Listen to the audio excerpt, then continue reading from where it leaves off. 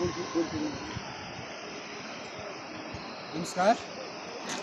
म अहिले सानी त्रिवेणी गाउँबडाको वार्ड नम्बर 1 अन्तर्गत र्याङ्गिलमा छु। यो पृष्ठ भागमा देखिएको कालीगढको सदरमुकाम काम मान्म बजार, यहाँ बरातु, यहाँ तल देखिएको यो प्रणाली नदीको सिमाना पारी खानासक्रा नगरपालिका वार्ड नम्बर 11 अहिलेको र पहिले मनारकोट गाविस वार्ड नम्बर 2 हो भने यता सानी त्रिवेणी गाउँपालिकाको वार्ड नम्बर 1 पर्छ।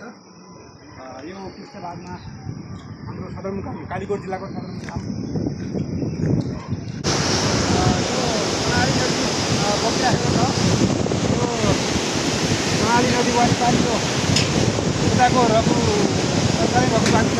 यो नारायण गाउँपालिका नै सानी त्रिवेणी गाउँपालिका र यो खानासक्रा नगरपालिकाको वार्ड नम्बर 11 यो पुल सरकारी जमिनको बेला नेपाली साई सेनाले बस्ती आएको बेला जनतालाई दुःख दिने हुँदाखेरि माओवादीलाई दुःख दिने हुँदाखेरि यो तत्कालीन 58 साल सायद 58 सालपछि 17 गते होला त्यो पुल जनताले काटेका थिए। त्यो पुल मार्फत आउट जाउट बन्नुभयो भने जनतालाई कमसेकम मार्नबाट जोगाउन सकिन्छ भन्ने जनताको मान्यता छ। थियो र उताको यो बस्ती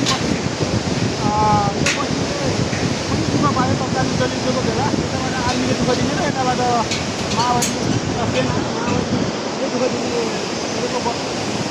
त्यसपछि पहिलो युद्धविराम सङ्घको पहिलो युद्धविराम 58 सालको पहिलो युद्धविराममा हामीले यहाँ मेस चलाएर गहुँ पकाएर खाएको ठाउँ पनि यो हो। आफ्नो तमाम विद्यार्थीहरू जिल्लाभरिका विद्यार्थीहरू पाएको बस्ती पनि एउटा सबैले अनुगमन गर्नु आइडी पाउने बस्ती विस्तारित हुने अवस्थामा देखिन्छ। धन्यवाद। नमस्कार।